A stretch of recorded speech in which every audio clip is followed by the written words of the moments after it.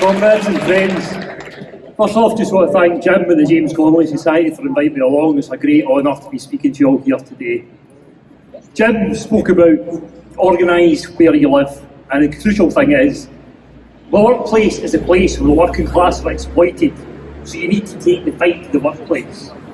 It's a very special day today. We're here to commemorate James Connolly. However, we're on the eve of a very exciting eve.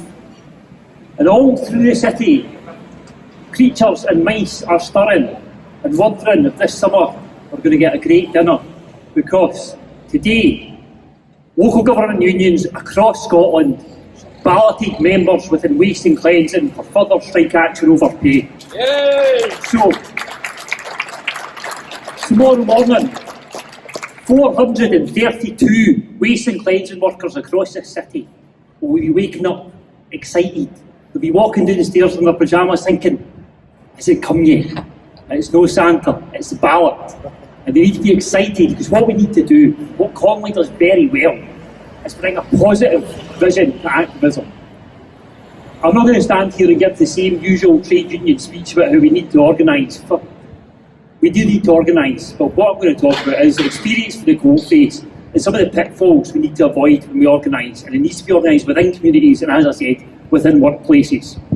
Because another thing that we're staring at is the election. And we need to remember the crucial Connolly quote that any socialist party needs to be a political expression of the workshop.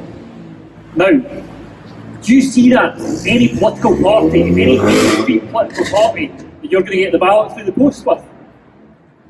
Political expression of the workshop is forgotten.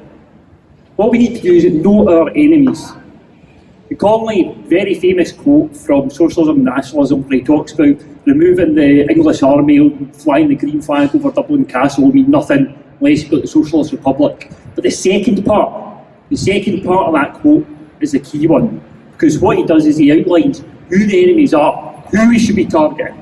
He talks about being ruled by the capitalists, by the landlords, by the financiers, and the whole array of commercial and individualist institutions. These are who we need to go in against. And what we continually see in the media is an attempt to divide us under different lines, to pit worker against worker, to pit people against migrants, to get people against the disabled. We need to be uniting and seeing who is exploiting us, and we need to make sure we're taking the fight to them. We need to understand that we need to get organised because the ruling class is organised. Warren Buffett made a famous quote where he says, yes, there is a class war, and my class are winning it. So all these attempts to divide us are intentional. When we see privatisation wreaking havoc, driving down conditions, taking away our services, not only is a profit being made of the babies, there's profit being made of people lying in hospital beds. Waiting lists going long because the NHS is now over 20% privatised. So this is all done, again, through plans. We don't need to listen out and analyse. One of the problems that we do have is there's a lot of folk are very good at the diagnostics. What we need is the action. We need to be prescribing the cure, not simply diagnosing the ills. Because when you listen to the ruling class, they tell you what they're doing. A lot of what we see within workplaces now, fragmentation, multiple companies, companies being companies being privatised, public sectors being sold off, comes from the Ridley Plan, 1976, where they looked at how long the nation can survive with a certain industry on strike. This is all stuff that we're still seeing played out to this day. The ruling class have told us their plan. We need to read it and fight against it. It's the exact same as what's happening in Palestine. We don't need continual op-eds on this, because all we have to do is listen. The Israeli Minister for Agriculture said that they're going for Nakba 2023. Yoel Gallant has talked about wiping out the Palestinians. It's all said, and this is one of the crucial things, because one of the issues that we have is the comfortable left, the cushy left, where people are involved in commentariat, or writing articles. People are continually diagnosing things. The slew of books, as I said, I'm sick of hearing trade unions saying we've got to organise. The number of books we've got on the shelves at the closing chapter is we need to organise. Well, what we need to do is all the people here need to actually get out there and start doing it. It's a crucial thing.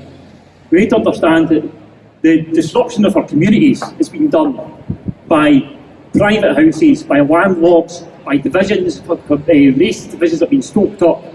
The disruption in industry has been caused by all these issues. So what we need to ensure is that we're taking away individualism. We don't need any of these great figures. We saw the strike wave that happened 2 years ago, and we saw that what the media class did was they bring up Mick Lynch. They bring him up to cool him down. But what Mick Lynch did expertly in every single interview, but the message that was ignored, and unfortunately ignored by someone on the left, was he said that it need not be me here. Any one of my stewards could be up here saying the same thing. And that's absolutely crucial. Mick McGahey, the late great Mick McGahey, said, "We are a movement, not a monument." And that's what we need to get away from. We entirely destroy the notion of individualism as a cancer, and it's something that needs to be stamped out. Connolly, in the notes in Edinburgh, when he was talking about whether they should be admitting the anarchists into the Socialist Federation, said no, because why at the time when workers were getting class conscious would we take on folk who just bathe in individualism? We need to be bringing back collective social life. We have no more idle pundits. We're drowning in a sea of articles, op-eds, and we can do them without, because what we need to be doing is getting out there and uniting. We need the cure, not the diagnosis. In order to do that, a really important thing we need to do is stop looking up. We need to meet our masters. When Connolly talked about organising, he says you need to organise as a class to reach your masters and destroy their mastership. He wasn't talking about meeting them in the pub. He was talking about meeting them on their level. Having the skills, having the organisation, having the pride in yourself to be able to stand eye to eye with these bastards and say, no, this is how it should be done. Not just point out what the problems are. We've been inured into this sort of society of customer. People believe they're customers in the union. It's a poisonous notion. It's been continually perpetuated by the trade union movement, that the union is somehow your job insurance, that the union is sitting above and they can see all and they can do all, and if something's wrong, you phone the union and they sort it out. That's something that the union movement has perpetuated, and it's a problem because it's not. If you're in a trade union, you're not a customer of the union. You do not get a union service.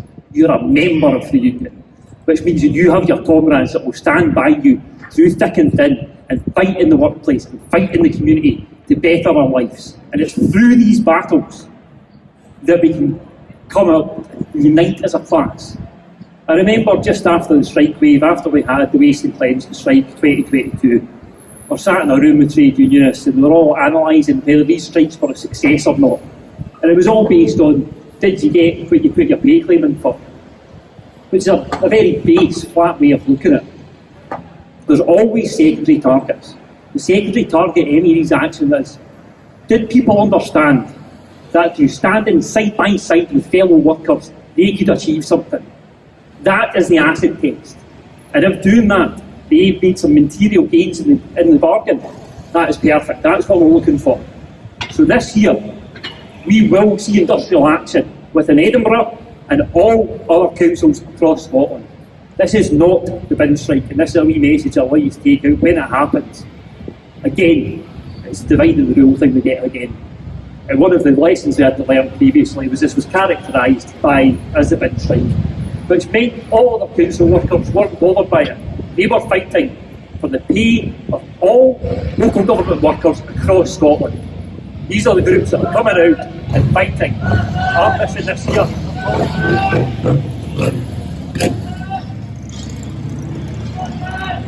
is to make sure people understand when we're out striking, the striking workers are striking on behalf of all their fellow workers.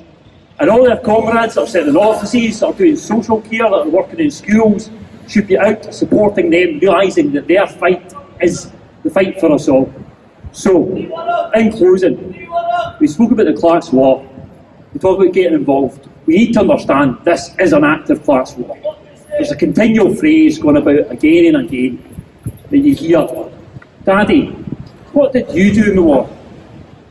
That's the mentality we need to be having ourselves. We need to be thinking, years from now, they're sat with the Graeme and they say to you, what did you do in the class war?